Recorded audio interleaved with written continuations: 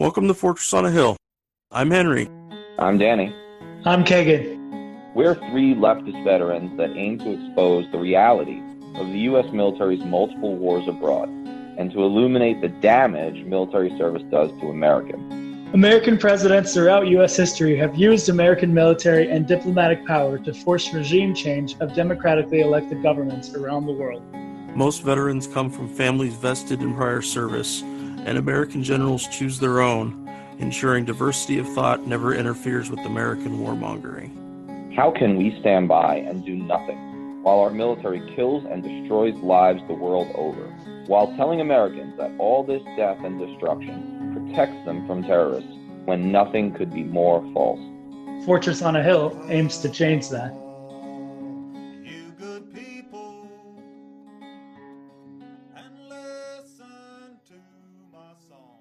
All right, listeners, this is Friday before the election that we're recording this to give everyone an idea of what was happening that day, how close we were to the election. We all know that news stories break every day, so we're going to push this thing out faster than ever. And yet there will probably be breaking stories before then. So this is Friday, about midday, early afternoon Eastern time that we're recording. And we've been talking about doing a kind of Joe Biden analysis, overall take on his record, as well as his foreign policy in particular, but also some domestic stuff, and then give some thoughts on the election. This is a highly polarizing topic. When we did something similar on Bernie, that was during the primary, and that was polarizing. I mean, the fact that we critiqued him at all was really upsetting to some of the Bernie bros, which I hate that phrase, but some of the people who are really loyalists to Bernie. And then when we overall had a very positive take, which, I think that Henry and I make pretty clear how we feel about Bernie, and it's relatively positive. It's quite positive. Obviously the people on the right had the feeling that, we are, utter socialists, probably hate America, and sleep on a volume of Marx and or Lenin. And I would always make sure that I let our listeners know, and our critics, listen, I am not the kind of person, and Henry, I don't know where you're at, I am not the kind of person who would sleep on an old dusty volume of Lenin. It's Trotsky that I sleep on. Okay, so get that right next time. I think it's important. Anyway, I think the Biden episode that we're doing here is probably going to be a little more polarizing for a number of reasons. There is a civil war that has been ongoing since the primaries, but particularly in the recent months leading up to the election. And it's a civil war within the left, which is typical because this is like the 17th civil war within the vague left, probably since 9/11. And there's probably been about 300 since the 20th century began, because the left eats its own, right? The left is particularly divided. It is very, very much, the cancel culture in the left has existed long before that word was termed. And it's, I think, partly because there is a sense of litmus tests and purity tests, and there's a lot of really strongly held, principled people. And I'm sure there are in the right, too, even though I'm a little less familiar with some of the intricacies of that division. But, the left does this. What you have today is a situation in many circles and in all establishment media, every ounce of it, where there is a very narrow band of permissible discussion surrounding Biden and his record. And so what if you criticize Biden telling the truth, playing the video, we're going to play about 10 today, you obviously secretly have a MAGA hat that you wear in the mirror and take selfies with, and that's just really dangerous talk. Partly because it sets up the duopoly. It sets up lesser than evil voting into eternity, which we've essentially always had. I mean, very rare that people are excited about a candidate in the Democratic Party. Very rare that the base is excited about him. When they are, in the case of George McGovern in 1972, he gets blown out, and then all the lessons that are taken from that just reinforce that we can't have anyone that we're excited about. We have to go back to our corner and think about what we've done and put an adult in the room in charge that we don't really like, but we need a responsible person, right? This is what we're told. We can't be trusted in the base to pick a candidate. I think that's dangerous. And I think the second thing that's dangerous is on Inauguration Day, assuming that Biden wins, and the same was true of Obama, and the same was true of Bill Clinton and Jimmy Carter before that, it is very important to hold this individual's feet to the fire. So if you are a Biden supporter because you think Trump is a monster, and he is, and you think that that's the best option, and maybe you even think that we can't afford 4 more years of Trump, which Chomsky has said, Tom Engelhardt said to me on the phone yesterday, and a whole lot of people, including Cornel West. So there's a lot of people who believe that, and there's some serious arguments in that favor. But even if you are that person, I think it's dangerous to suppress truth, to suppress record, to suppress even current policy statements and positions simply because someone is worse. And so I think that what we're setting up here is probably likely to be an episode that's going to upset some folks. And that's okay. I mean, that's okay. But at the same time, I think we are probably going to upset some folks who are on maybe the alt-left consensus to the extent that one even exists. And what I mean is you will probably hear things from both Henry and I that are, if not laudatory of Biden, are admitting that there are areas where he has been better than many, right? Better than many within the establishment wing of his party on certain issues. And I think that in some cases that was particularly true during the Obama administration. Not to say that his positions were, exactly what we might have liked, but that there was a softening role that Biden played. And so I think we're going to try to give him a fair shake to the extent that that's ever possible. I mean, not to go straight postmodern, but the objectivity is a difficult thing, but we're going to try. And, the thing about that first point that I made about suppressing truth does involve this Glenn Greenwald story, I think. Okay, so Glenn Greenwald resigns, I believe it was yesterday, so Thursday, which is the 29th of October, from The Intercept, which he founded, right? And that is disturbing to begin with. But there was one quote from Matt Taibbi, who we love. And Matt, come on the show. You're not listening, but we're going to get you. Okay, I'm coming for you. I've been a fan for a long time, and we all have. And he wrote a piece about the Glenn Greenwald resignation. And I just want to read this very short 2-sentence paragraph. And he says that the first hint of trouble came when Betsy Reed, who is a senior editor over at The Intercept, suggested that, yes, this story that Glenn Greenwald wanted to publish about the New York Post's commentary on Biden's family connections to a variety of foreign corporations, economic interests. So the first hint of trouble came when Betsy Reed suggested that, yes, it might be a story if proven correct, but, quote, even if it did represent something untoward about Biden, that would, quote, represent a tiny fraction of the sleaze and lies Trump and his cronies are oozing in every day. I want to deconstruct that. I'm not going to spend a whole episode on it. We could. But think about what she's saying there. She's saying that now permissible truth, right, permissible, accurate stories, if that is in fact what they are proven to be, are not really, are based on how they relate to how bad someone else is. In other words, that's a terrible way I just put it. It is only permissible to tell a story if Trump or some other monster isn't worse. Because we can't say untoward things about Biden or anybody else. Insert Hillary, insert Obama, insert the next one, right? That we're told we have to vote for. Because if it only represents a fraction of the sleaze and lives of somebody else, Trump or whatever the heck comes after him, when we cut the head off the Trump snake and we get the ISIS version of Trump, although he may already be ISIS, but whatever. If they're oozing just as much, if they're oozing much more sleaze and lies, then we really shouldn't focus on that story. I think that's extremely dangerous. It proves that the media, military, industrial, consulting complex is creating truth, crafting truth, and they don't always do it. They don't even need to do it through straight up Orwellian means. It doesn't have to be state suppression.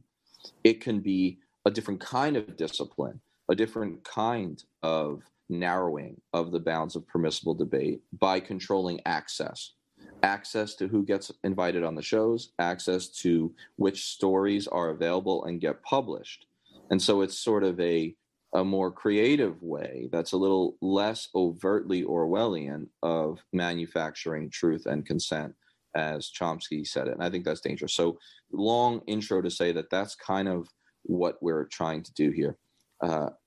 Overall, in a very brief blurb for me, I think that Biden's record, particularly on foreign policy, but also on race, crime, and social justice, has been a nightmare as a senator.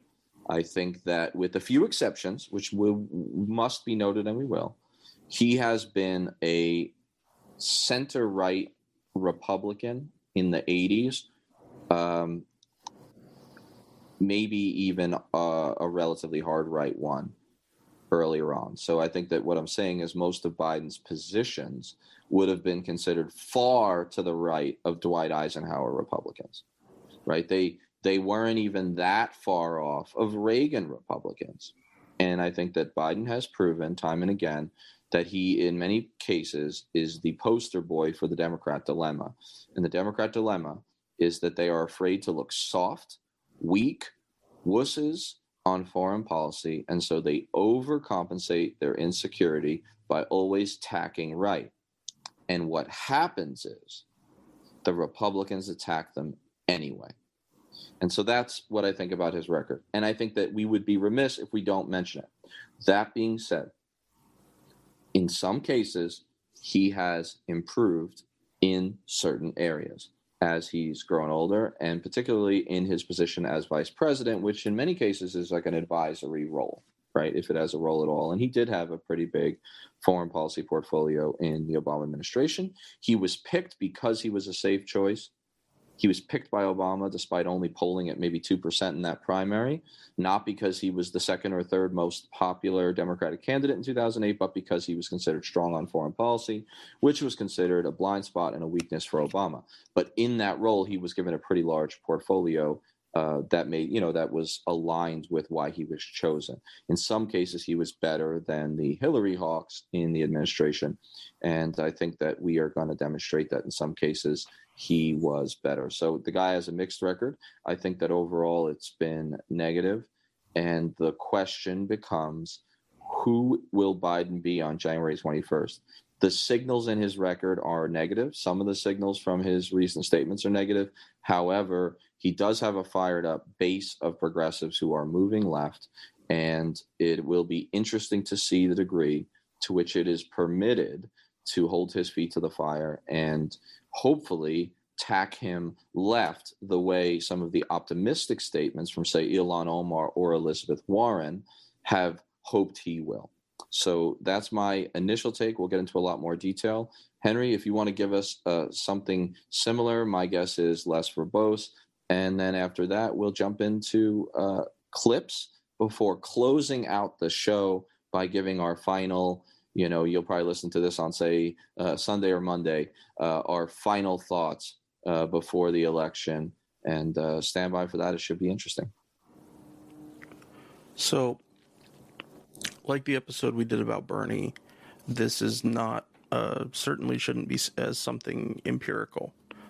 We're certainly going to focus on foreign policy, especially the stuff that really stands out to us.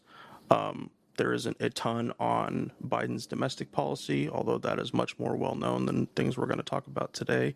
But we do have a couple clips on some different things for his domestic policy. And as Danny said, it's very clear what the overall, looking at it one shot, that he has a long way to go and probably won't is certainly not to our anti-war expectations would ever get there. But just because we don't like the reality that something presents and where we are in the election, which again is 5 days away, we still need to talk about these things. We can't pretend that they're not important, that they don't show Joe Biden in all of his completeness as a politician. I'm going to take some time today, a little bit later, and talk about Biden's son Beau and his time in the military and his ultimate death, because I think it's very instructive about what we may end up seeing as far as big moves towards additional wars, going to invade somebody else. And the other thing I wanted to mention, Danny, connected to the Glenn Greenwald story, who I would so love for us to have on the podcast sometime. Glenn briefly but very powerfully mentioned Reality Winner as a part of his letter that he shared with everybody. There has been a good amount of evidence over time, both in the news and from anti-war people I trust, that there are serious messed up questions about how The Intercept handled Reality Winner and everything that happened with her becoming a whistleblower. Almost arguably to the extent that they burned her, in addition to many other mistakes and glaring errors for an organization that was ostensibly started to be a leftist answer to those kind of stories, to be a bastion for whistleblowers, which it is not. So stand by for more on that. I'm definitely going to cover that in a future episode. And I think that's all I got for the moment. Yeah, so let's jump into clips, and to kind of give an idea to the listeners, what we're going to do is we're going to play some clips from a variety of topics throughout Biden's career, really running the gamut from the 80s, right? If not before. We're going to start with foreign policy and start with Iraq, a clip before the war, and then just after the war, demonstrating Biden's not only complicity but early cheerleading before he turned against the war. And the reason we're front loading Iraq is because, and doing 3 short clips from Iraq, is because we believe, as I think honestly any rational sentient being ought to, that the greatest disaster in 21st century, and then arguably since Vietnam, American foreign policy disaster was the decision to invade Iraq. And so I think that it would be a total instance of being remiss not to focus on that, particularly because Trump played so strongly and garnered support by his own kind of misleading sense that he'd always been against the war. But nevertheless, it resonated. It helped him get elected in some of the counties and swing states where the most casualties in that war had occurred. So I think this is important. So yeah, Henry, let's start off with the first clip, and then if you want to give you'll give the first thoughts on it, on each clip, and then I'll kind of bring down the house and move to the next one. Sounds good. Just a quick note for this first clip. It is from a video that was produced by the Real News Network called Worth the Price. And we're only playing a very short portion of it here, but it includes Larry Wilkerson and Matt Ho, and it's narrated by the great Danny Glover. It will be linked in the show notes, and there are more clips of Biden in that one video that we're not covering in this. So it's a good additional background if you'd like to take a look at it. So when the episode drops. All right, here is clip number 1.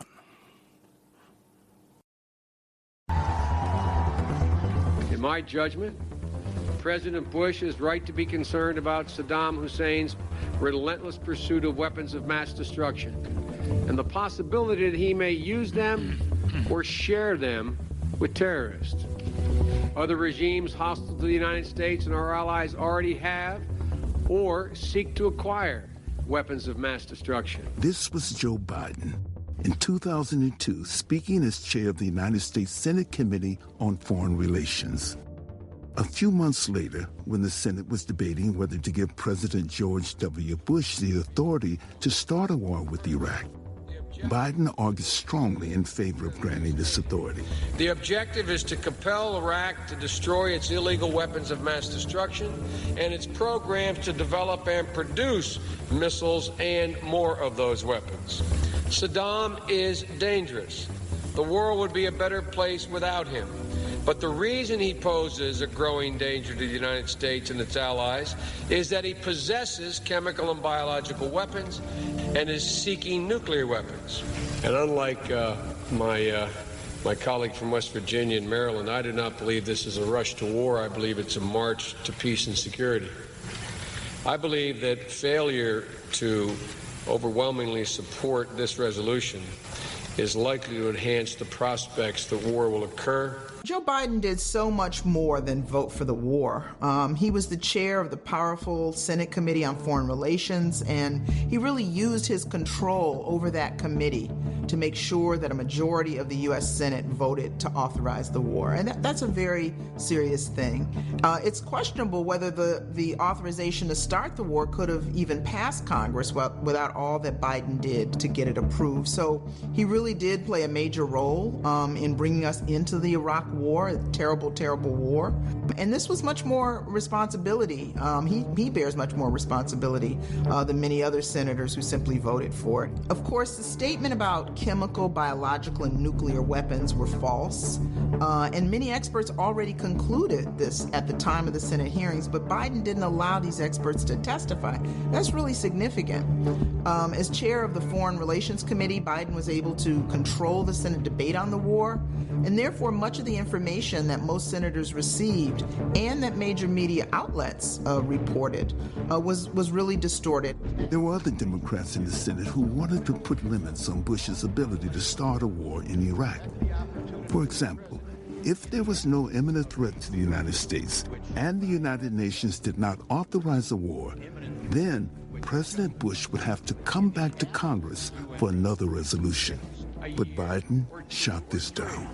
So the reason why I oppose the amendment of my friend from Michigan is because the basic premise upon which I began is consistent with where my friend from Connecticut begins, and that is that the threat need not be imminent for us to take action. That's authority we're about to delegate to the president. During the initial lead up to beginning the war in Iraq, there were a few very key people that made it possible. President Bush, obviously, Dick Cheney, Paul Wolfowitz, military leaders like Tommy Franks. But Joe Biden's actions demonstrated in this clip show that from the very beginning, he was manufacturing consent to make it happen. The most gratuitous of which was his refusal to allow ostensibly anti-war voices to be a part of the hearings that he held. Scott Ritter was one of those people, and there were even Republican senators on Scott Ritter, the former UN weapons inspector from the Clinton era. You know, I think that Danny Glover's voice and some of the others like commenting in the video are so important. We have to remember that Joe Biden has long been far more interested, made foreign policy a much bigger aspect of his Senate career than most. I mean, he was in and out of the Senate Foreign Relations Committee, including chairing it in many cases. And so his campaign pronouncements in 08 and then especially in 2020, I should say, this year, that he was opposed essentially from the start, right? Or at least once the war kicked off, is really, really nefarious.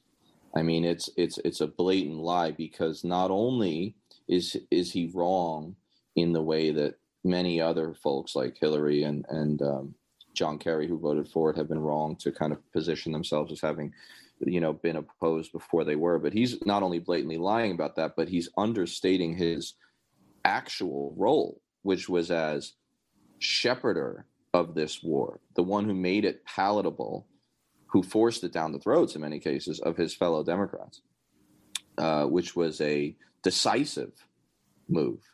And also that he was a cheerleader for the war, even after, as we'll see in the next clip, even after it begins. And it's important to note that there were other voices within the Democratic Party who were opposed to the war, some of whom, I think 22, who actually voted against it, regardless of the pressure coming from Biden. But this was a classic case of that Democrat dilemma, wanting to look tough.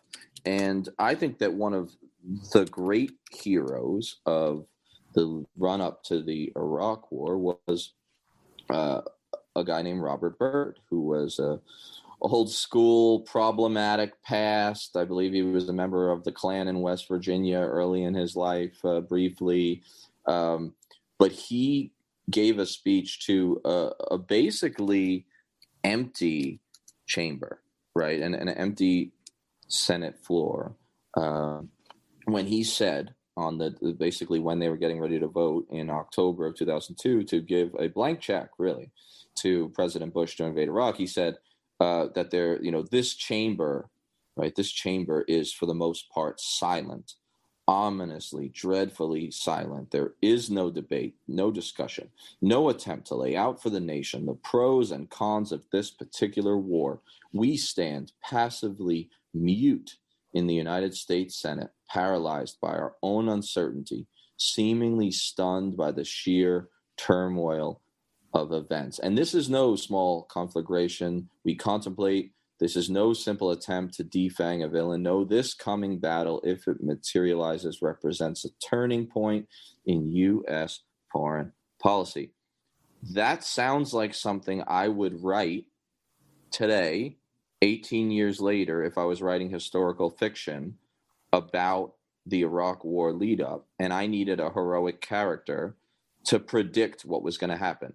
I would write that, but that's what he actually said, and no one really noticed. And so the point is, there were alternative voices to Biden. There were folks in the Democratic Party who took a courageous stand and who believed something incredibly different and chose not to fall into the Democratic dilemma and chose to take a stand and even predicted that this wouldn't be a small thing. This wouldn't be a small defanging regime change of a villain. In fact, it would be a turning point in U.S. foreign policy. And of course it was. We live in a post-Iraq invasion world. We live in the world that the Iraq invasion created, and it is a world of regional chaos from West Africa, from Morocco to Pakistan to Central and South Asia. And we cannot forget the apology that America deserves from Biden, which we really have yet to get, as far as I can tell. All right, here's the next clip. So this clip, everybody, is from late July of 2003. So now we're talking 4 months after the ground invasion, when the insurgency, particularly in Baghdad and Anbar, has begun to kick off. I mean, it's going on. It is clear this is a mess, and that Americans are dying by ones, twos, and threes, like on the daily. And so this is going to undercut his argument that once the war started, he turned against it right away. So remember, this is July of 2003 at the Brookings Institution, one of the polite imperialist think tanks. War has yet to dawn. We are still at war. American soldiers are still being killed, 1, 2, and 3 at a time. Iraq is still not secure. Still, no one holds our troops at this point, no one has told our troops that what we have always known. We've known from this time last year that they would have to stay there in large numbers for a long period of time, and that they're going to have to tough it out. Most Americans still don't realize that it's costing us $1 billion a week just to keep our troops in Iraq, and billions more in reconstruction will be needed, and that the revenue from Iraqi oil will not come close to meeting those needs in the next 3 to 5 years. What I think is so interesting about a lot of this is what Biden's, because this speech, as we'll see as we go along, is somewhat critical of Bush, but only in the vaguest way. So what he's saying is, I wish the president would be more honest with the American people about what we're really in for.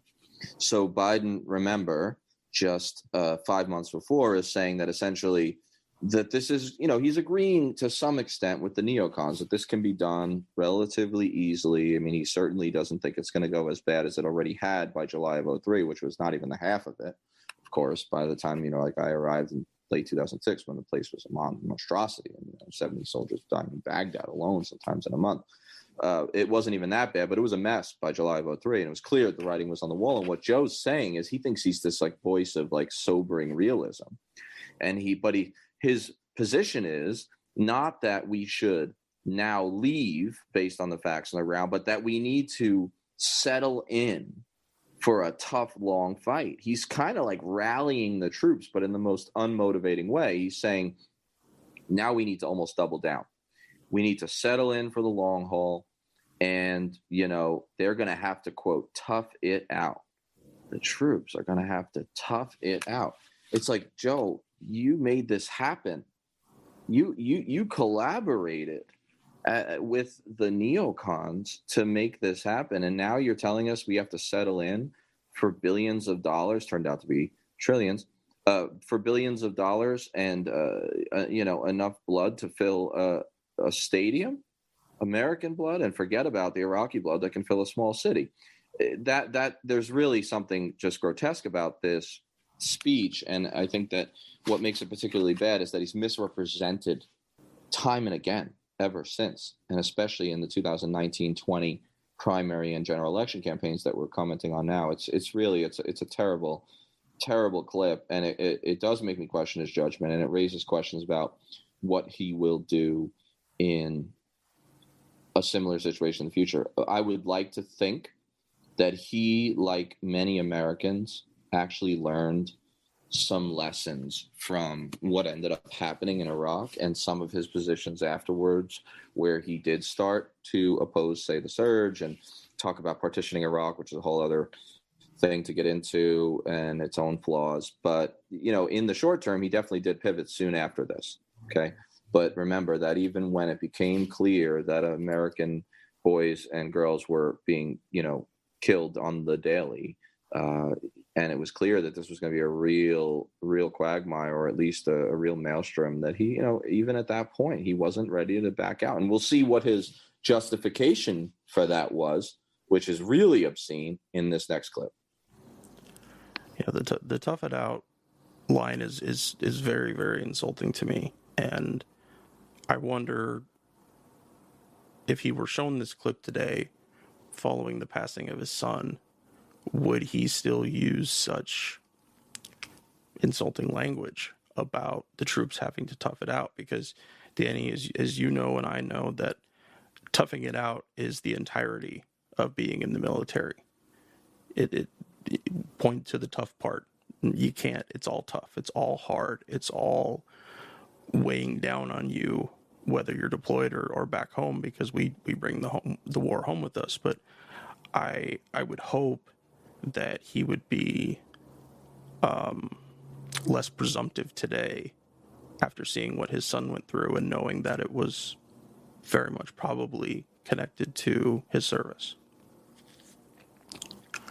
Yeah, that's the big question before we start here, and I want to keep it in mind. We're not just trying to tear down Biden. The big question is how much he learned and how he would respond in the future. And all we can do is speculate. But as really disturbing as this is, and I think we are doing the right thing by reminding folks, that is to say that if you believe that Biden is a better choice than Trump, and I mean, to some extent, I admit that I'm inclined to believe that, given some of just the monstrosity of Trump, especially at home, but also abroad. If you're inclined to believe that Biden's the better option, I just think that the key thing is don't, like Cornel West said, don't tell lies about him. Like he says, vote for Biden, but don't tell lies about him. Well, I think if you don't have this video in your head on January 20th, 21st, then you're in a bad situation. So let's hear what he has to say. His justification for why we have to tough it out. And specifically, that securing Iraq will cost billions of American dollars, require tens of thousands of American troops for an extended period of time, and that it's worth it, that it is worth it. And most importantly, that it's our national interest to stay the course, a view that I strongly hold. Some of my own party have said that it was a mistake to go to Iraq in the first place, and believe that it's not worth the cost, whatever benefit may flow from our engagement in Iraq. But the cost of not acting against Saddam, I think, would have been much greater.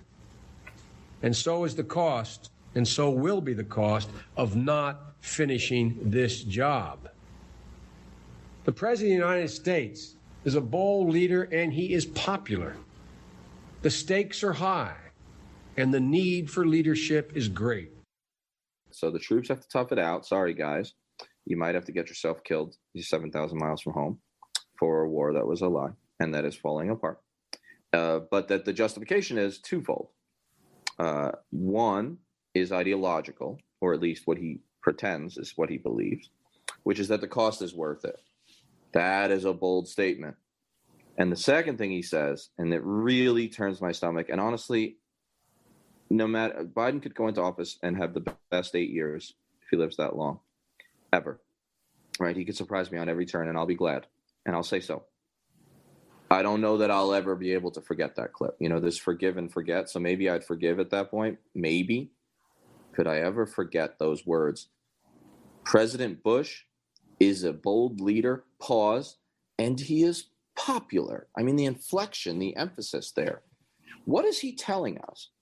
The subtext isn't even really subtext. It's pretty overt and in your face. The president is popular.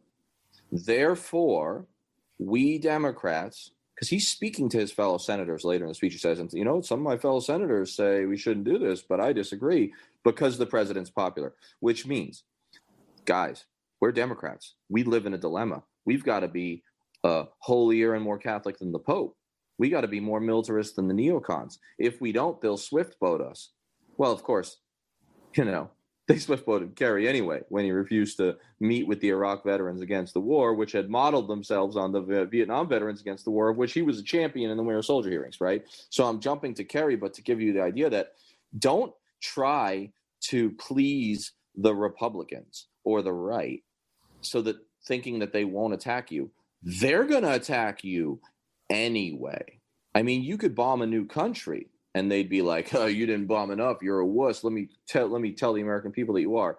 So, yeah, I don't know that I'll ever be able to forget that video, no matter what happens. But I think it's an important one, and it demonstrates the partisan insider compromises that Biden has made since he entered the Senate as a centrist, sort of reactionary Democrat to the liberal turn of the 1960s, the late 1960s. And so it has really defined his career up till he jumped into the vice presidency. So what we're jumping to now is, fast forward 16 years, right, to this past winter when the Trump administration assassinates under very dubious legality and ethics and strategy one of the most powerful, maybe the third most powerful person in their government, definitely their most popular national figure in many cases,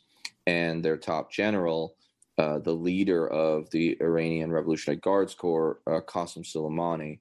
And the reason that this relates to Iraq is because the outcome, the predictable outcome of invading Iraq, was that it did, in fact, empower Iran, providing a justification for a new cold and who knows sort of hot future, and also hot when we are assassinating its generals.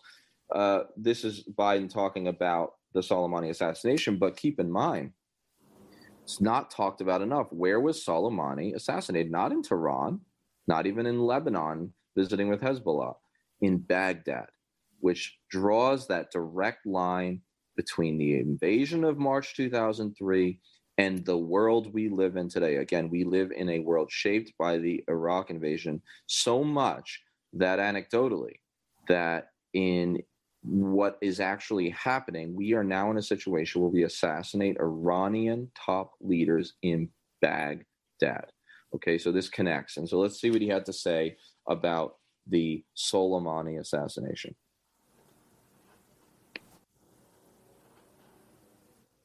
I hope the administration, I pray the administration has thought through the second and third order consequences of what they have chosen. Let's be clear. General Soleimani was the architect of behind the slaughter of countless lives in the region. The deaths of U.S. troops are on his hands, and no American mourns his passing. He deserves to be brought to justice. He deserved to be brought to justice for his crimes. But no matter how rightly reviled he was in the West, he was a senior figure of the Iranian government. And there's no doubt that Iran will, in fact, respond. Unfortunately, nothing we have seen from this administration over the past 3 years suggests that they are prepared to deal with the very real risk we now confront. And there's no doubt the risks are greater today because of the actions Donald Trump has taken, walking away from diplomacy, walking away from international agreements, relying on threats of force. We don't have the kind of risk and provocation cycle when the nuclear deal was still in place, but it exists now. Our administration said the goal of maximum pressure was to deter regional aggression, negotiate a better nuclear deal. Thus far, they have badly failed on both accounts. Now the administration has said the goal of killing Soleimani was to deter future attacks by Iran. But the action almost certainly will have the opposite impact. When the news came down that Soleimani was assassinated, the immediate first thought that came into my mind was, after knowing that the location, which was at the Baghdad airport near the Green Zone, where our embassy is and where some of our remaining military assets there are stationed, if not there, nearby. I was terrified at the thought that not only could American troops have been put in danger by this action, but also Iraqi troops. And that led me to how little, and not specifically Donald Trump, but Donald Trump too, how little we care for Iraqi sovereignty. That we involved them, I don't think, in any of it, or if we did, we haven't heard about it in the news. What does that really say about how we feel about the Iraqis and how they're just pawns? I mean, we look past all the bluster, and that's one conclusion that you can definitely arrive at. Well, definitely. So I think overall, look, some of the stuff that Biden says there is rational. I mean, about understanding second and third order effects, understanding that this is unlikely to improve the situation, probably will have blowback and consequences, recognizing that it would not have been necessary. I don't think it was necessary in any case, but that the framework within which this assassination occurred might, it may not have been possible or may not have been as likely without Trump pulling out of a nuclear deal with Iran, the JCPOA that was working. And so I think, he has, it seems in this clip, at least taken the relatively positive establishment critique of the Iraq war and is showing a little more caution. Now, he makes some dubious assertions in there. I think he is not necessarily clear about what it means to bring someone to justice, about whether the United States should be in the assassination of foreign governmental figures that we're not at war with business, whether we should be in that business. There's a lot of things he doesn't raise. There's a lot of assumptions that he makes.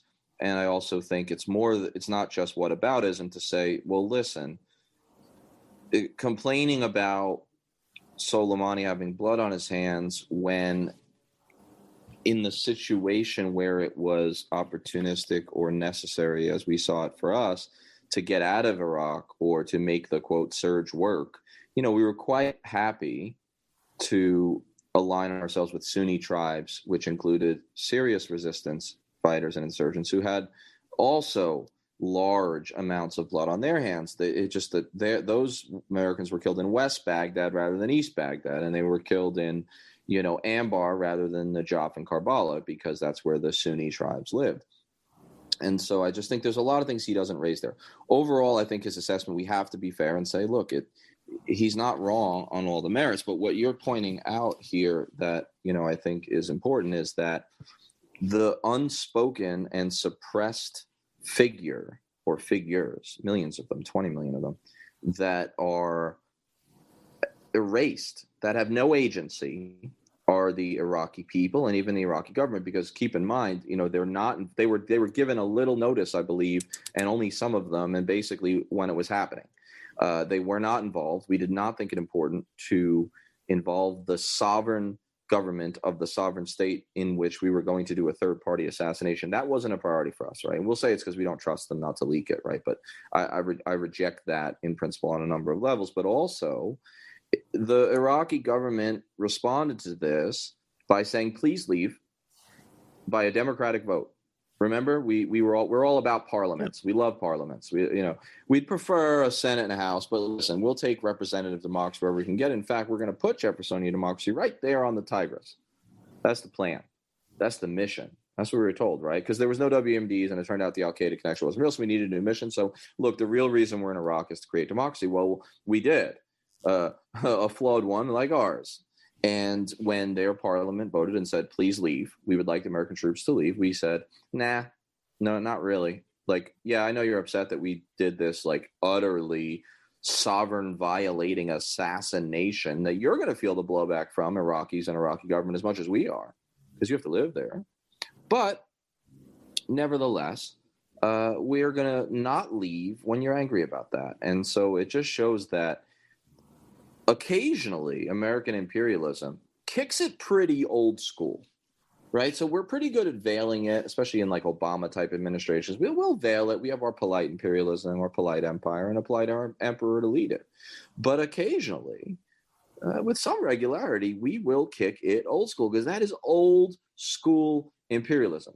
To say, the natives, their parliament is like substandard, just like their race, in fact, and their religion. And so, we've got national interests there. So sorry, guys, like democracy has its limits. And where those limits stop is when we don't like the outcomes.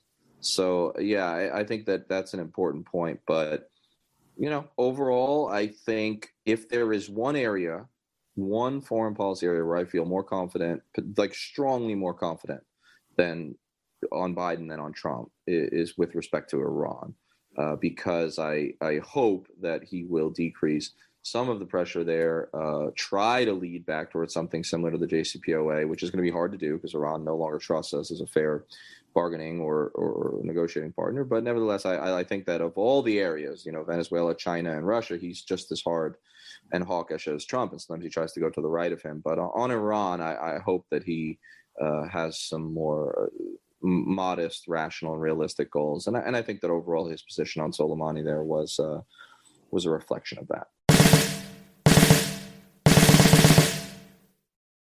The guys and I love doing the podcast. Being able to share our experiences in the military with allies and supporters means the world to us. But we can't do all the work. We need you to share an episode of ours with someone, anyone whom you might think might be affected by it. Young people looking to join the military, or parents advocating for one, conscientious citizens who care about the violence the U.S. wages in their name, advocates for women and people of color who understand the harsh environment the military creates for females and minorities and inflicts on minorities around the globe, and anyone else you think it might affect. Please take a moment, pause the episode, share this with them. Now, our podcast is supported in a few different ways. First, there's Patreon, where we're blessed to have an array of wonderful supporters helping the guys and I pay for some of the podcast's expenses. Those who contribute $10 a month or more will be mentioned right here as an honorary producer, helping keep you, our listeners, stocked with new episodes. But you don't have to contribute $10 a month to help us. For as little as $1 a month, you can keep us going, paying for hosting and storage fees, transcribing old and new episodes, promoting and expanding the podcast, and more I'm sure I can't think of at the moment. So, let's bring out these honorary producers, and they are Will Arenz, Fahim Shirazi, James O'Barr, Adam Bellows, Eric Phillips, Paul Appel, Julie Dupree, Thomas Benson, Emma P., Janet Hansen, Lawrence Taylor, Tristan Oliver, Marwan, and the Status Quo podcast. Your contributions are wonderfully helpful to us. Thank you so much. However, if Patreon isn't your style, you can always contribute directly to us through PayPal at paypal.me/ForSaunaHill. Or please check out our store on Spreadshirt.com. Make sure you check for promo codes before you order. And now, let's get back to the podcast.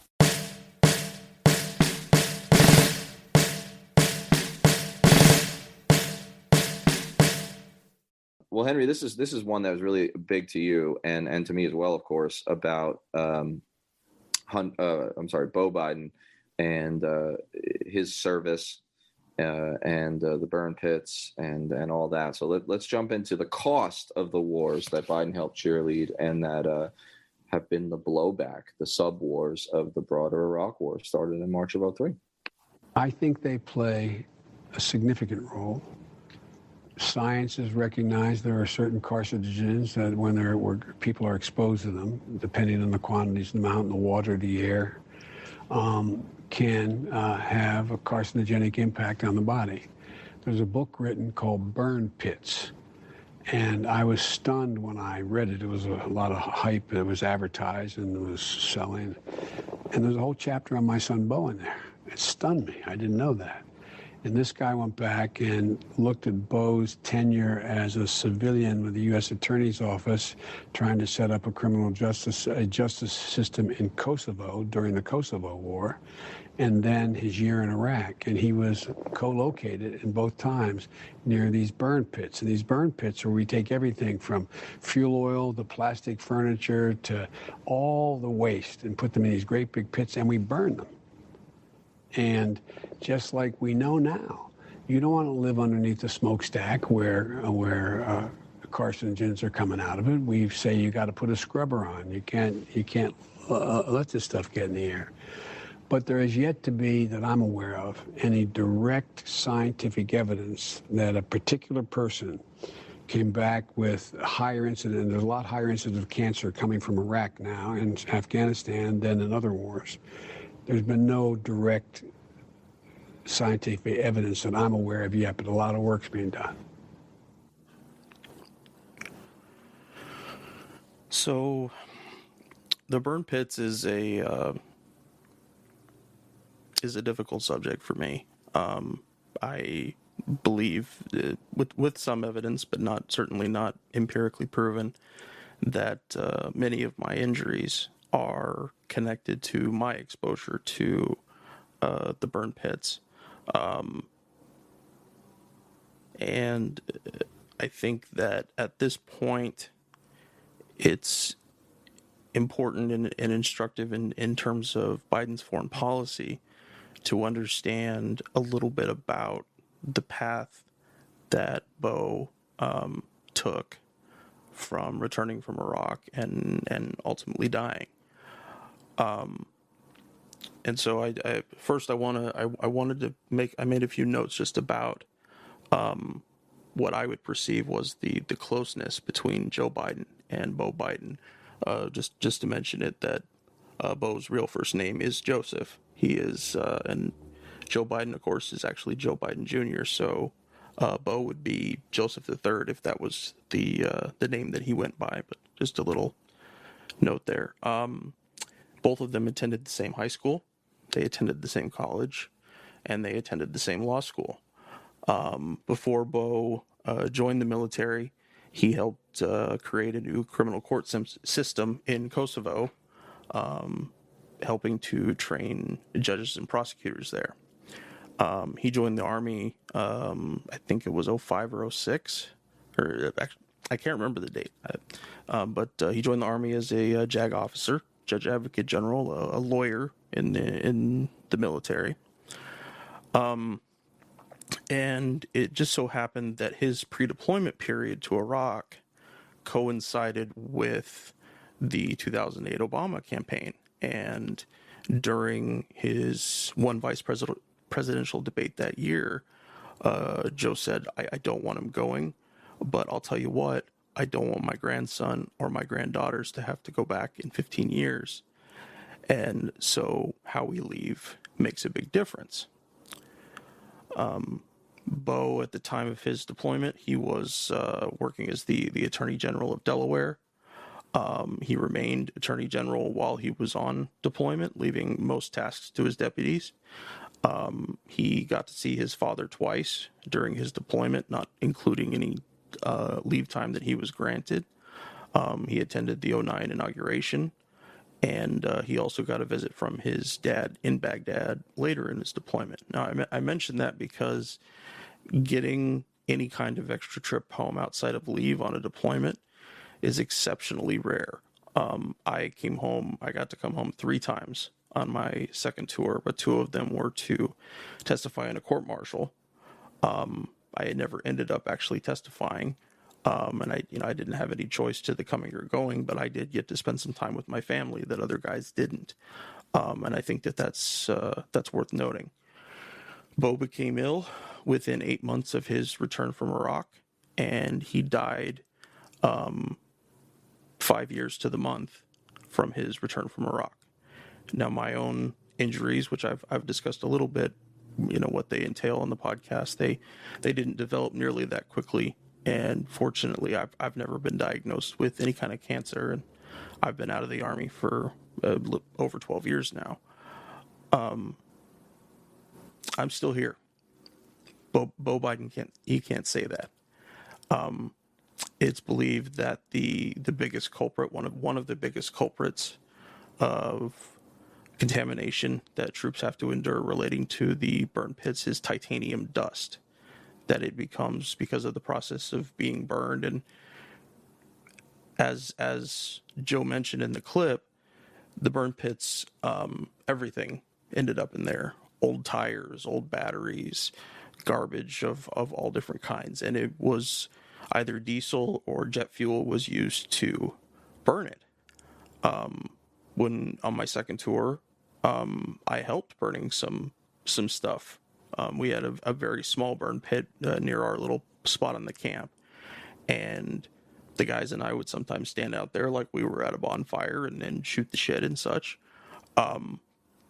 But it's a very disgusting and very damaging thing to have to endure.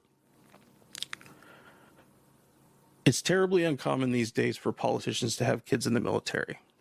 only a fifth of U.S. politicians have military experience, and fewer than 1% have kids that are in the military.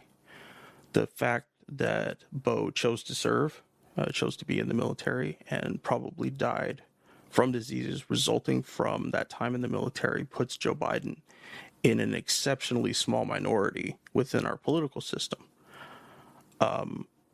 There's one more clip that we'll play here in a minute that goes to that a little bit more, but there are lots of other people, lots of other names that we could mention who are responsible by and large for getting us into Iraq and keeping us in Iraq. And Joe Biden is one of those people. But he also had real loss connected to his decisions to support the war. And that's regarding a man who has had a huge amount of loss in his life. I'm not condoning or defending his choice to push for the Iraq war, but how many politicians can we say lost a child in a war that they voted for? And given the closeness between Joe and Bo, it seems like a very deeply held loss. Yeah, and I think here it's important to be fair to Joe Biden. I don't know, maybe I'm being naive, but I think for all his politicking and for all the things that are unforgivable, he does seem to feel things, right? And I know that that's like a nebulous and hard to quantify sort of thing, but I think that his personal relationships that he develops are real, right? They're genuine, particularly in the case of your children, and it is my hope that although he has sometimes really angered me by using Bo as a way of saying that he shouldn't have to answer for the Iraq war because, he knows the cost. He had a son there, which I really don't accept. I do think that it had this real effect on him and that he needs to be taken seriously. And we have to really consider that if he learned something from his championing of the Iraq war, it is likely that what drives that. He's an emotional guy, right? He's an emotional, not unlike Bush. He's a gut player, and from everything I can tell in his record, and that has its real limits. But occasionally there can be some real silver linings about that, and I think in this case that is that perhaps that loss and what was probably behind it largely gives him an idea of the cost of war. And even if he won't say it, even if he is a stubborn mule on the trail, that maybe something was internalized that helps him take a real serious look before committing U.S. troops to another war and putting them in a situation where there's gonna be second, third order effects in people's personal lives, right? And Henry, you know a lot about that. I know something about that, and I hope that Joe's really learned it. Absolutely. So we got one more clip on Joe Biden's foreign policy, and he was approached at I believe it was at a restaurant sometime during the campaign, and I don't know specifically who the person was who's talking to him here in this clip, but I want to say that they're anti-war and that they feel as strongly as any of us about this topic, and it's the most direct confrontation I think he's had about the war to date. I'm an Air Force veteran. Army veteran. Wondering why we voted for a war. Thousands of our brothers and sisters You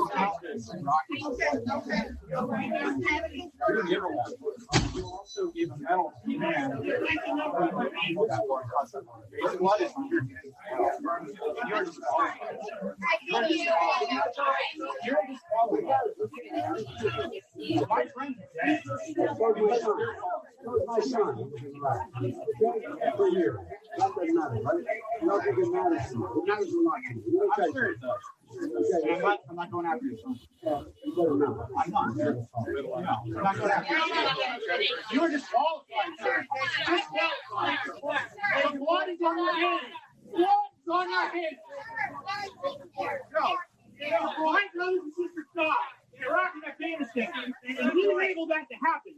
He enabled that to happen. He is disqualified. He is disqualified. No way he can be president. They're dead. Millions are dead in Iraq. He will not be allowed to be president. Disqualified. Trump is more anti-American. Fucking bullshit. Fucking bullshit. You go ahead, Danny. You know, this is a tough clip. This is another one of the ones that I can't really forget when I see Biden, and so it's kind of hard to hear in the clip because there's a lot of background noise and people yelling at the rally. But essentially, this veteran, I believe, has a link to About Face Veterans Against the War, which is the old Iraq Veterans Against the War. Basically, confronts him as he's like walking out of an event and says, listen, you're disqualified because of your championing of the Iraq War, and their blood, not only of the American soldiers, but this vet is very careful and really emphasizes the million Iraqis, maybe, we don't know the exact numbers. It's in the million range, who have also been killed, far more than the 5,000-ish soldiers, American soldiers that died there. And asked him to account for his record, and Joe's just not having it. He does not like to be confronted. He becomes kind of a Scranton schoolyard kid, right? Or plays that up, gets his back real up, and immediately pivots to, listen, my son died there too. In other words, like, don't question me on this. And, there's just so many logical fallacies at the root of that, because the implication that because of that, you're not to be held accountable is strange. And we would think the opposite might be the case. And then also Biden's dismissal of this anti-war veteran, I just think was exactly unaligned, right? Out of line with the whole support the troops no matter what, put them on a pedestal. My son served and all soldiers are heroes, just like he was, until they disagree with me. Right? Until they call out something that's factual in my record, my own responsibility, co-responsibility, and serious responsibility for this Iraq disaster that killed this veteran's friends, as he mentions. And then also he even says, millions are dead. And I think he means Iraqis, of course, in that situation. So this was tough, and Joe does not handle those situations well. It concerns me. This is the bad side of being a gut instinctual player, that he does not really like to be challenged. And so we have to hope that one of the two Bidens comes out when it's time to make a call about war. Is it the Biden who doesn't want to take responsibility, and the Biden who is often complicit throughout his career in creating these disasters and sanctioning them for political gain, or because he thinks it'll be a political loss if he does not?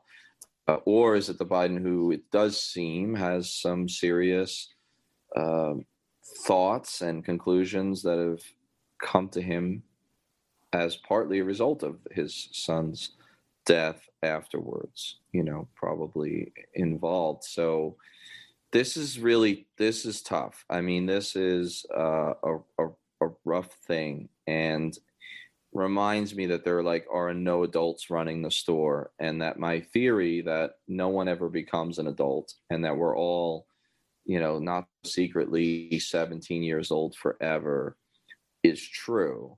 And that has disturbing implications for the human condition and any political leadership.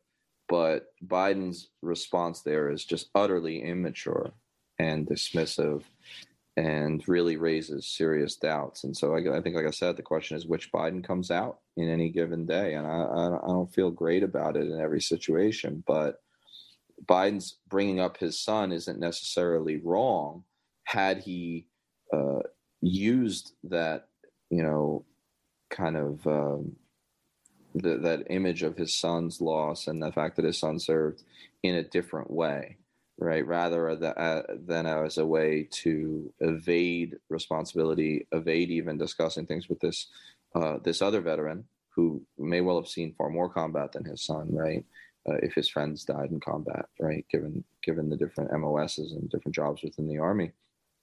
And, he just used it in all the wrong ways. And it's really hard to watch. For me, it's a lot like nails on the chalkboard, Captain, Quint in Jaws. And it's really rough, and it raises some serious questions. And again, I hope that the better quote unquote version of Biden comes out when he's in his quiet moments, pondering a future war, assuming that he wins. There's a short segment in there where the veteran mentions Joe Biden being the person that gave George W. Bush the Liberty Medal back in, I think it was the end of 2018. And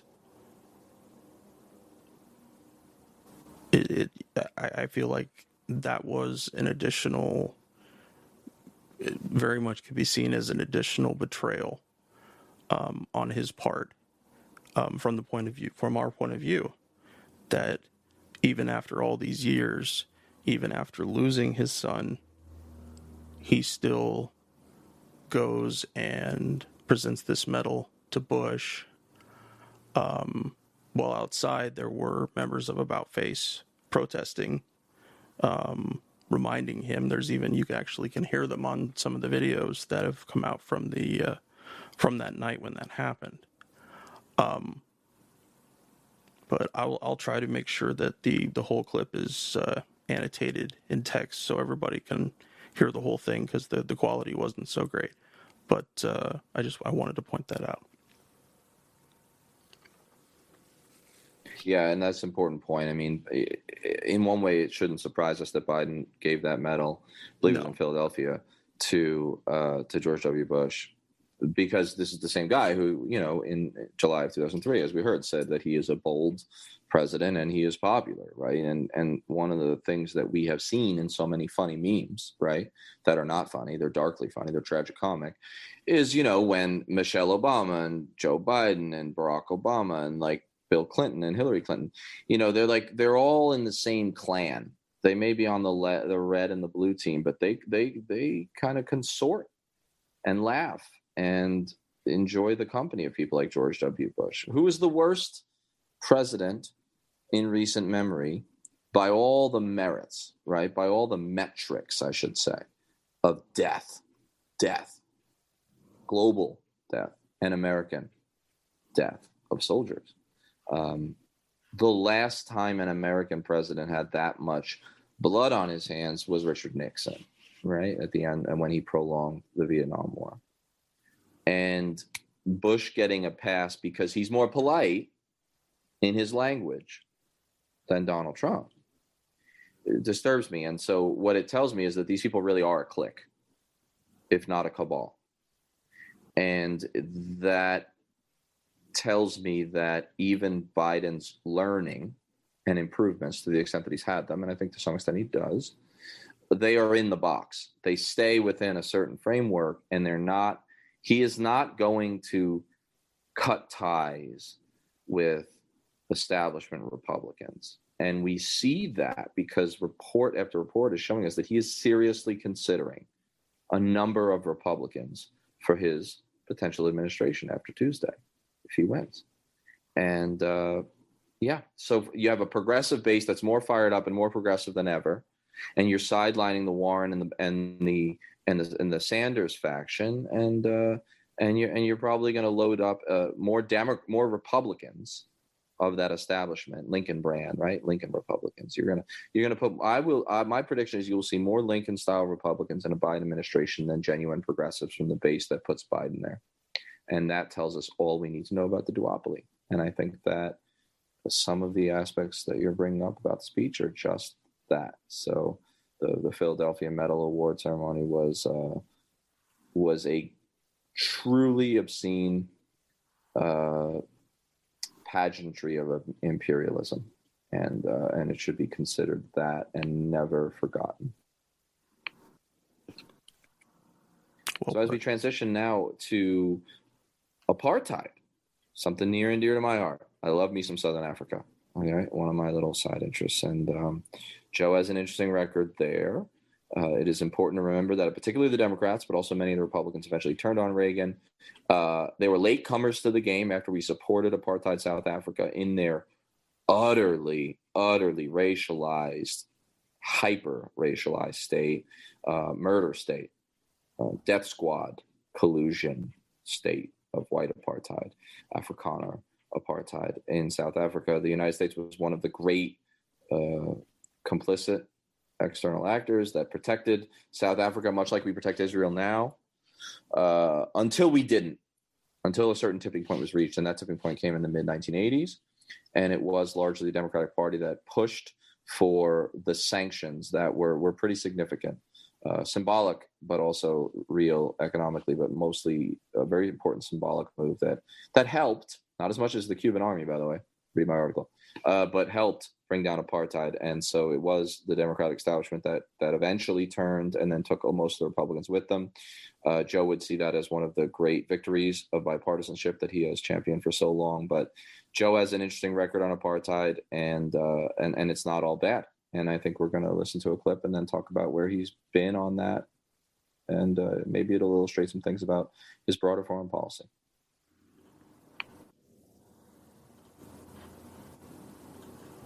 What disturbs me more than the policy that you call a policy is the rationale for the policy. The rationale for the policy. You set out 4 principles that you adhere to, and then and I will go over them in a moment. Then you say on page 14, we must not become part of South Africa's problem. We must remain part of their solution. We must not aim to impose ourselves, our solutions, our favorites in South Africa. Damn it, we have favorites in South Africa. The favorites in South Africa are the people who are being repressed by that ugly white regime. We have favorites. Our loyalty is not to South Africa, it's to South Africans. And the South Africans are majority black, and they are being excoriated.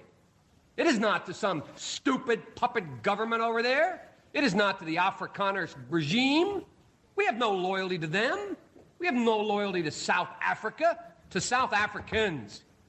And the fact of the matter is I listen to this rationale, first of all. It is the leaders of South Africa and their people, black and white, who have the majority responsibility. They must rise to it. Well, they are rising to it. They're rising to it. The only thing left available to do with that repulsive, repugnant regime of Afrikaners there. And it's the only way they have. They've tried everything for the last 20 years. They begged, they borrowed, they crawled, and now they're taking up arms. The second thing, progress toward peace requires a timetable. Timetable, elimination of apartheid. What's our timetable? What are we saying to that repugnant regime? Are we saying you've got 20 days, 20 months, 20 years? We ask them to put up a timetable. What's our timetable? These people are being crushed. And we're sitting here with the same kind of rhetoric. The same thing we heard. We heard go slow. We heard we have to take care of the problem afterwards. We heard we can't impose. You are totally misconstruing the testimony that I gave. Read first. Furthermore, Senator, let me say that I hate to hear a senator of the United States calling for violence. I'm not calling for violence. That's what you're doing. I hate to hear exactly what you're doing. I hate to hear an administration and a Secretary of State refusing to act on a morally abhorrent point. I hate to hear this country. I'm ashamed that this country puts out a policy like this that says nothing. Nothing. Okay, I just want to start on this, Henry. Look, I know enough about this issue that I can go into a long diatribe about the backstory of the Democrats and potentially even Joe Biden that could easily undercut some of what he's saying and show that they waffled too until they didn't. Could do all of that. But, I do think that sometimes, while I will not erase that history, and I'm comfortable talking about it, and it's important, there are rare moments where that's Joe Biden at his finest, right? It is. There's a passion to it. There's an earthiness. There is anybody can understand what he's saying there. He says he's ashamed of his country and the administration for their policy on South Africa. He refers to it as an evil state, basically, this, and it was. And he refuses to accept the justifications of go slow. He hadn't always applied that to African Americans within our own brand of apartheid. But I won't dismiss that. I mean, if I want to feel good about Biden in the morning, if I want to feel hopeful of what he is capable of, I'd play that clip to myself. Call me a romantic, but I would. That's a hell of a speech. That's a hell of a floor speech about a moral issue that also had strategic issues. There was a lot of blowback to us, just like there is with our support for Israel. Got it. Super important. This was an ethical issue, first and foremost. And some things are, and some things are. And Biden was dead on that day, and he refused to back down. He was fairly systemic in his critique of American policy towards South Africa. He rejected the idea that we have to go slow. He said, we need to put some sort of timeline on this. We can't accept this any longer. And then when he's called out for inciting violence, because, there was an armed wing of the African National Congress, and they did commit violence, but it paled in comparison to state violence, to state terror. And he refused to back down. He refused to fall into the Democrat dilemma of, we're going to be looked at as, we're either too soft or we're supporting communist violence, right? The violence of the wrong side, because that's, of course, they called the South Africans and Reagan and such. They referred to them as, communists, right? Because they did ally themselves and receive with the Cubans, and they received a significant amount of help from the Soviet Union. But, you take help where you can get it when you live under the heel of an authoritarian racist regime. I mean, that's what you do. There wasn't any arms coming. There weren't any soldiers coming from Uncle Sam, the beacon of democracy. They were coming from Havana. The Cubans lost thousands of soldiers fighting apartheid.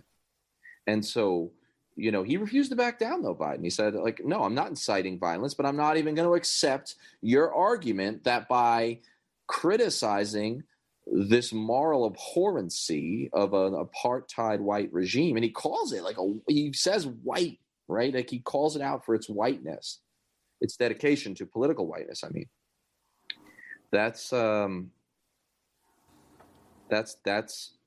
Biden in his finest form. And if we got 10% of that, if he was that guy 10% of the time in his career or today, I'll vote for that guy, right? And of course, there's a complicated epilogue to that, or a coda. But Henry, am I being too flighty and romantic and positive on Biden? I'm sure I'll hear some hate from the left on this one, or the far left, I guess, if there's such a thing. No, I think you have it right. As you said, I wish that Joe's passion and the tenacity that he makes this speech could have been, as you said, applied to African Americans. I wish it could have been applied to dead and wounded Iraqis, dead and wounded Yemenis. That was something that began at the tail end of the Obama administration. I wish that this glimmer, and it's very real, but it's a glimmer, was a bigger part of his overall policies. And as you said, if we could get 10%, that would be something. That would be, and because he is, shoot from the hip kind of guy, there may be some moments that we'll get to see this. There may be some moments where Uncle Joe really pushes back. I'm not expecting it. I'm not counting on it, but we may see some of it because this came from somewhere. He didn't he wasn't reading off a teleprompter there. That was Joe Biden unchecked. And I hope that we see more of it. I really do. And if he could just keep his mouth shut and quit telling lies, you know, he has a pathological streak of lying, right, from his law school and days, and we can't even get into all of it. If we could do a whole show on Biden lies, and some people say, well, what about Trump's lies? Like, Trump's lies are worse, or there's more, right? I don't even know what worse is when you're both pathological, but Trump's lies have generally been in the interest of more evil, mostly, although that's hard to even say. You know what? I take that back, because Trump doesn't have an Iraq on his conscience, but Trump's he's a ghoul. I mean, he's a disease. He's a symptom of a disease. But, you know, I don't think that we should not talk about his lies. But we're not going to do just a Biden lying show, although we talked a lot about it. But Biden, of course, you know, several times in his career, and even recently, says he just tells a frank lie that's been disputed by the ambassador on the ground who was supposedly involved. He said, I went to Robben Island and I visited Mandela when he was in prison, and this whole yarn of, you know, like getting arrested trying to do it, or he tried to do it and he got arrested. And it's like, none of that happened. None of that happened. Joe, you could have just ran on that speech. Like, in other words, if you wanted to talk about South Africa to burnish your racial credentials, which are weak as hell, as we're going to see in a second, why did you have to fabricate something that becomes the story? I'll ask you this. How many Americans have heard that speech that was really a great glimmer indeed, but a great one, I think, versus how many Americans have heard that, you know, Biden fabricated a ludicrous lie about getting arrested trying to see Mandela?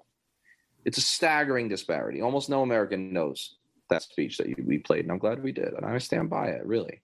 We've been hard on him, right? So I stand by the use. That's what happens, right? The substance gets lost in the ludicrous lie, which is wrong and is instructive. And I mean, I'm not minimizing the lie, but yeah, very few people have heard it. And then what you mentioned, and we're going to see in the next clip, is that he didn't necessarily apply that to what he was saying, the justice for the South African blacks. He didn't apply that to American African Americans, and he's really had a rough record there. We're going to see two quick clips on that, but also on brown and black victims of American imperialism elsewhere. And so that's the rough patch, and it's a big one. It's, in fact, like you kind of mentioned, and you could argue, the anomaly is the speech that we like so much, you know, that I'm so inclined towards. That really does give me a little bit of a chill. I'm not going to lie, right? I like speech. I like rhetoric when it's good, when it's effective. But that is the exception, unfortunately. And we're going to see that empire comes home in the form of racialized policing, treating communities of color and marginalized communities of other sorts as occupied territory, in the militarization of the police, and the George Floyd protests that have, you know, captured the national attention mid-COVID and polarized everybody, and really put our country in a very dangerous and precarious situation with the militias and the militarization of the citizenry and the collusion with the security forces, which has Northern Ireland and South Africa level feels. Okay. Local law enforcement is very inclined in many cases to support and even champion the militias and see them as allies, vague allies, problematic ones, uncomfortable ones sometimes, but they're clearly more. I mean, just look at that video of the water bottles being thrown in Kenosha, right, to Kyle Rittenhouse before he goes shoots up a bunch of folks. This is scary stuff, and we just have to remember that Biden's not a champion on race at home. And so, you know, let's jump quickly into his talk about busing and Klan-inflected segregationists, arch segregationist senators from the South, And then after that, a bit on his, again, shepherding of the 94, I believe, crime bill under the Clinton administration, which set the plate for the modern debate. I mean, slavery set it, but the modern stage has been set for the protests in the street against systemic racism and police brutality and police militarization by Biden. Okay, so while certainly Trump is the arch enemy in many cases of all things that aren't white, we have to remember that Biden's record did not follow the rhetoric of South Africa in the United States.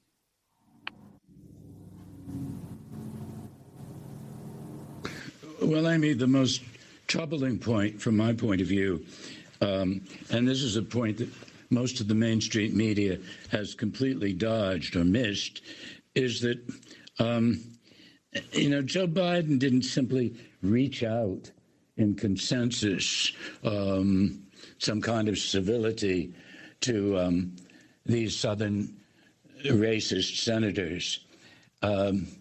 It wasn't hard for him to reach out because he shared their views in the first place.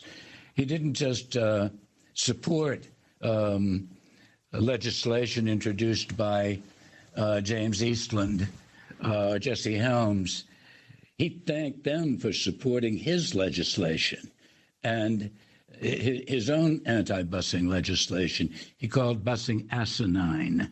And and more than and worse than that, at one point he even came to the point of saying, I want to get his words exact, of saying, I've gotten to the point where I think our only recourse to eliminate busing is a constitutional amendment. Just stunning words. Last week he said he has no apologies. And the media, has quoted him repeatedly saying, I've been involved with civil rights my whole career. But this is simply, I don't know how to word this politely, but this is simply not the truth. To the extent that he's been involved with civil rights, it hasn't been as an advocate, it's been as an opponent. Well, I mean, that's the whole point, right? That so often Joe Biden talks about kind of launching his career from within the Black church, talking about some marches he was on that he wasn't in Delaware. Remember, Delaware is like, they say this about the city of Louisville, but I think Delaware actually takes the cake geographically. Like, in some ways, Delaware is the most northern southern state and also the most southern northern state, right? It's a hybrid state. Delaware was among the last group of states that got rid of slavery. Slavery was legal in Delaware after it was de facto legal in Georgia, right? Because the border states that stuck with the Union were not affected by the Emancipation Proclamation. So there was slavery in Delaware. There was segregation in Delaware. Biden is elected in, I believe, 72, as a reaction candidate, a new Democrat, the early wave of the new Democrats that would eventually put Clinton in power.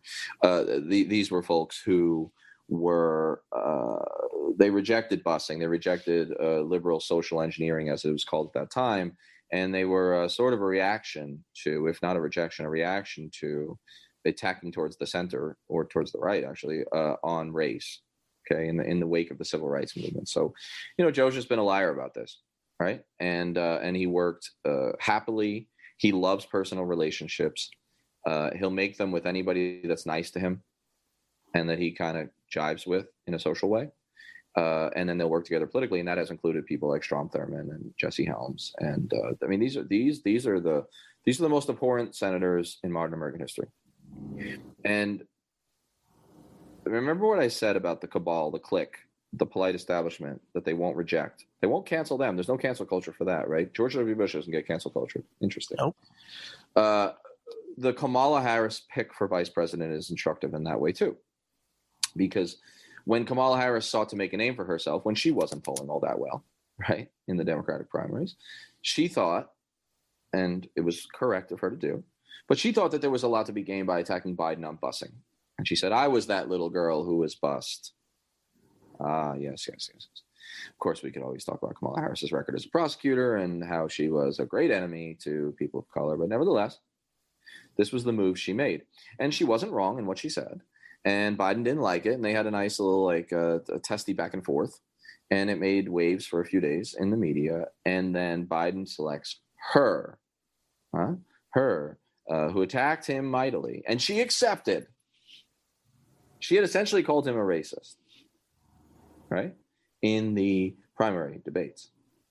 And he selects her and she accepts because they're part of the same team. They're part of the same team. They will go work for the same think tanks when it's all over. They will go through the same revolving door. There'll be a doorman there saying, oh, hello, Mr. Biden. Hello, Ms. Harris. Please come right through. You get to come in, not the people on Main Street that you say you champion, right? So this is an instructive point. And has Biden evolved, as Obama would say, about his positions on gay marriage? Probably. Has he evolved 1/10 as much as he needs to? Is he the future of racial reconciliation, which is a problematic word? Is he the future of racial justice? Is he going to be the champion for that the way he was the champion for the Iraq War? Well, certainly not. Certainly not. And the evisceration of busing as a program and a concept ensured that there would never be real integration. Now, busing was used very ineffectively, even by the liberals who championed it, right? They didn't actually want their kids in the deep suburbs, the wealthy suburbs, to be interacting and mixing. They didn't want real busing that would really mix class as well as race. And so part of the reason there's blowback for busing in the 1970s in Boston, where it was most famous, if you ever want to go and see the most angry, extreme version of street white people, you don't need to go to Alabama, go to Philadelphia or Boston, okay? Anybody who's been there can tell you that. So what do? They take poor kids from Southie who are white, and they interact with black poor kids from Roxbury, and then they fight, and then the white parents try to impale an African-American man with an American flag in a very famous photo. But the reason that happened, this is not excusing the behavior of the white poor, is because it was a poor people's busing and integration, with a few exceptions. Charlotte did a pretty good job for a while. Actually, the southern cities did better with busing than the northern cities. Interesting point. But, just the point here is busing was ineffective in its application, but the concept was necessity. Necessity. There's going to be discomfort. If you want true integration, if you want to truly destroy apartheid, both in its de jure and its de facto ways, then you must have some sort of busing. And Joe Biden was one of the key people making sure, mischaracterizing it as asinine, throwing the baby of busing out with the bathwater of the improper early implementation that ignored class and pitted poor whites against poor blacks, the same way that that the Confederacy and the North maintained the loyalty of white poor people by scaring them up and making them compete with poor black people for jobs. My family is that kind of racist, to the extent that they're racist. My family is that kind of right-wing populist. They're the kind that says, oh, why do we have to compete with these people for resources? Why is the government backing them? Well, Biden helped create that narrative, and he rode that thing straight to the Senate, and he rode that thing to important committee assignments, because this is a very anachronistic, seniority-based U.S. Senate that is not very democratic once people get to the Senate. And if you want to rise in the seniority system, you had better make friends with Eastland and Thurmond and Jesse Helms, because in the solid South, where there is no Republican Party until the 1970s, there was no competitive election. So those senators stayed in power for 30, 40, 50 years. They never even really had opponents most of the time. They ran uncontested. And so if it's a seniority-based system, there's going to be more of a Southern Democrat dominance in the committee assignments. And if you're an up-and-coming Joe Biden from the most northern southern state and the most southern northern state named Delaware, That's the fastest way to leadership if you have aspirations. So, yeah, we got to keep that in mind, that if Biden is going to be a champion for racial justice, he's not. But if he's going to improve and evolve, then he's going to have to reject a lot of his own record and positions on all of this. I don't know that he will. All right. Last clip for today on the 94 crime bill.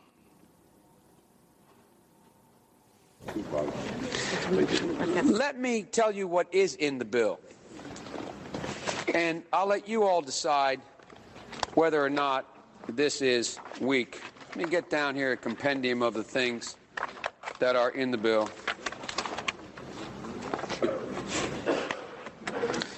One, the death penalty. It provides 53 death penalty offenses. Weak as can be, you know? We do everything but hang people for jaywalking in this bill. That's weak stuff. I mean, I know what he's trying to do there in terms of like literary and rhetorical tools. You know, that's the kind of speeches he likes to give, biting, a little bit sarcastic. You know, it's effective. I use it, except he is on the wrong side of an issue and he's bragging about how tough he is. And what I'm trying to say is that the Democrats' dilemma of toughness applies at home as much as it does abroad. And so the war in our streets, the war on people of color, right, which has been manifested in the war on drugs, which was a war on people of color. It was a class war as well, especially a racial war, though, if you look at the disparity in sentencing between cocaine and crack. But that war at home also has its own democratic dilemma where the Democrats have to look tougher. And again, they got to be more racist than Strom, right? They got to be more Catholic than the Pope. And, Biden is playing again as the reaction candidate because the Democrats had been losing election after election because the American people, the American white middle and lower class, had turned against civil rights. And so it was a toxic issue. And so the Democrats, they ditched their principles to the extent that they ever had them. They ditched that leftward turn that did occur in the late 60s, and they reacted against civil rights. And so they couldn't say that we're against civil rights or Civil Rights Act, but they, came up with these other ways to basically put African Americans back in their box. And it's a box of poverty and ghettoization and apartheid. And so one of the ways that was done was through criminalizing black behaviors, basically not dissimilar to the slave codes that cropped up after slavery was made illegal in the 1860s and 70s Reconstruction South, right? So we can't make you be a slave, but we can make convict labor, which is slavery, a punishment for even the lowest crime, including jaywalking, Joe, right? Being out after dark, gathering with more than 3 people, loitering, right? These are the kind of things in the slave codes. This was a modern slave code. The crime bill was. The war on drugs was.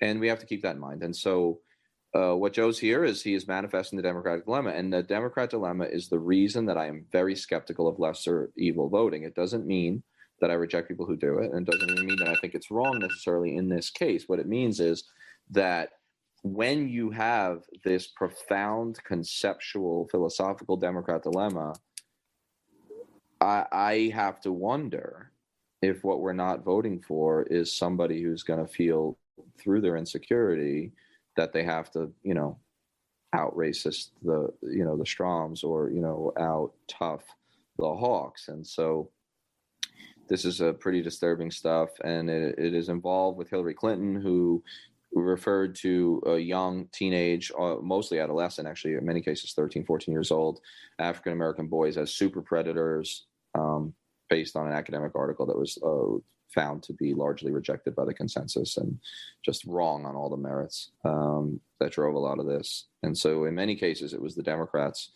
who were pushing for a harder crime bill and bragging about how hard it was. I mean, if I had to encapsulate the Democrat dilemma on domestic policy, I guess it would have to be that Biden speech where he's bragging sarcastically about how tough it is. And this is not long after Governor Clinton, Bill, put to death a mentally challenged beyond even the most, seriously mentally challenged and disturbed man, Ricky Ray Rector, who was a murderer or a convicted one, to death he flew home to Arkansas to oversee the execution as if he was the one putting the needle in the army. He had to be there. It was symbolic. It was cosmetic. It was a statement that I'm tough on crime.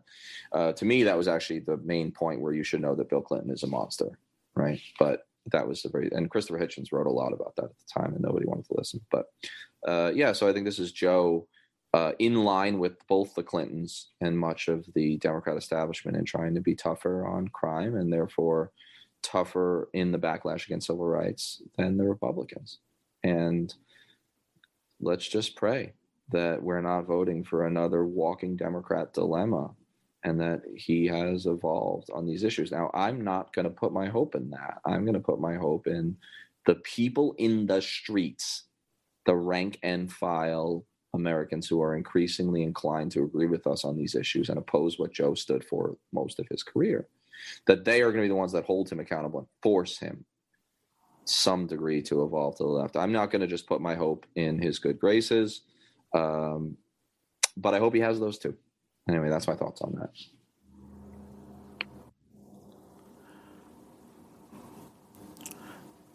It's a hard place to be in. I think voting for any president, because it ultimately comes down to deciding ostensibly who's the lesser of two evils. And, well, it depends on what evils are most important to people as a person. It's not, I don't know that it's inherently political, but looking at the state of America today, as it is after 4 years of Donald Trump, I think that the distance between the lesser of these two evils is more stark than it usually is. And I know as a white guy, I cannot always take my lived experiences as the lived experiences of everyone else. That being said, voting is inherently personal. So I think it's pretty clear who Danny and I will probably be voting for, but that's not it's not a vote of hopefulness as it might have been for somebody like Bernie. It is a die-in-the-wool vote for the lesser of two evils. And we want to hear about it. We want to hear from you guys on what you thought about. This is a very polarizing episode, but I'm certain that there are things that we brought up that if you didn't know about them, you probably didn't know as much. And we have to keep our leaders' feet to the fire.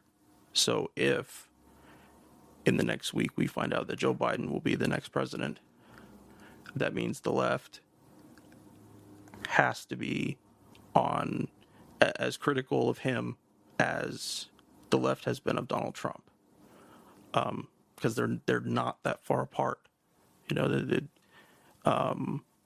What happened with Glenn Greenwald and The Intercept is very informative of the time we're living in. And we need to keep that in mind, that cancel culture shouldn't be for things that we just find unpleasant or disagreeable, because in a variety of different ways, we just lead to censorship. So, Danny, what do you got? Yeah, I think we've said enough. We've said a lot on this, and I agree with you. My decision not to come out and straight up endorse a candidate is driven by the fact that I don't think that that's my platform, and also that I don't feel that it's my place. But I agree that the problem with lesser of two evils is that sometimes there really is a serious disparity. Sometimes the one evil really is that much worse. And this might be one of those cases. And I very much want to reject Biden wholesale. And I'm not certain that I can completely do that. I'm not going to endorse him. No one cares what I endorse anyway, and nor should they. But I will say this. I would really like to see the left, the progressives, do two things. I would like to see them come together to demand with their feet and their bodies that Biden become more progressive, that he take better stance on domestic policies and especially on war policy. And I would like them to not cancel one another. Okay? There is a time for purity tests. They're rare. Apartheid would be one, but for the most part, they can be really toxic. And I think that this is such a polarizing thing. And this is such a hard call. This is a really hard call. Not necessarily about whether Biden or Trump is worse. I think that's clear. But it's a tough thing because we've been asked to do this less than evil so many times. And so what I'm saying is I'm not going to disown somebody on the left who is in the tank, look, we got to do Biden. And I'm not going to disown anybody who says, look, I just can't do it. I just can't vote for Biden. And, you know, there's that speech that was like kind of cliche ridden and has been, you know, attacked a lot of times by the left and the right by Obama when he was talking about his Jeremiah Wright, that like preacher of his who said some radical things. And he said, I can no more disown him than I can disown the black community. And I can no more disown him than I can my white grandmother, right, who helped raise me and was a little bit racist, right?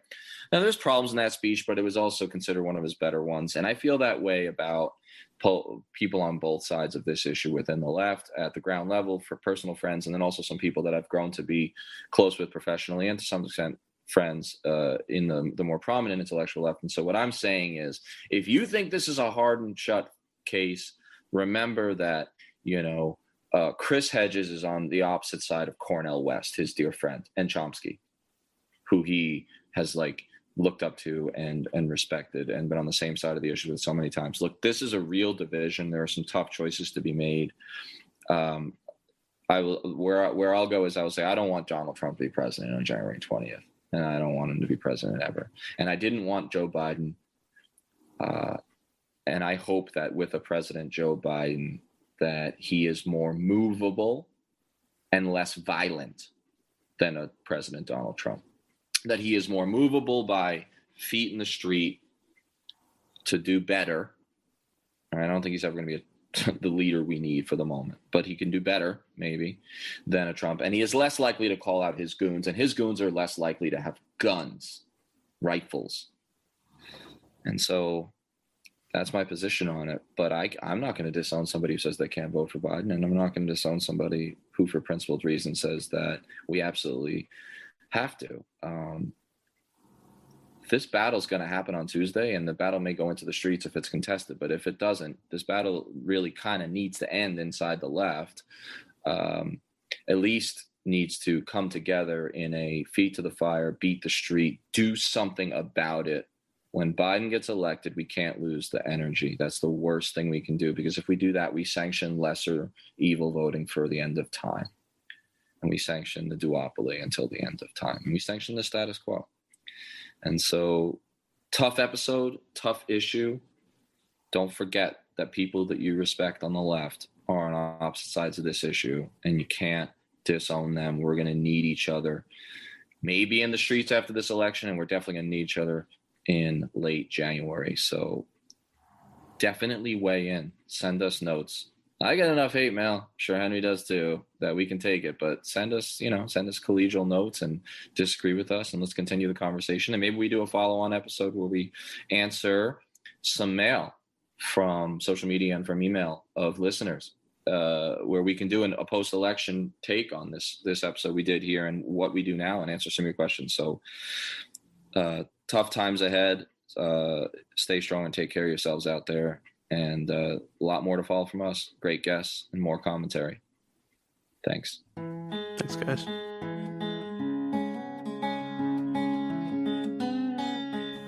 We're on Twitter at Fortress on a Hill, and also at Facebook.com at Fortress on a Hill. You can find our main blog page and our full collection of episodes at www.fortressonahill.com. iTunes, Stitcher, Google Podcasts, Patreon, Spotify. You name it, almost anywhere you listen, we're already waiting for you. And hey, we're always in the market for more Patreon supporters. Please consider becoming a patron at patreon.com. And if you're not into giving us a monthly payment, think about giving us a couple bucks on PayPal. The link is in the show notes. Skepticism is one's best armor. Never forget it. We'll see you next time. And listen to my song.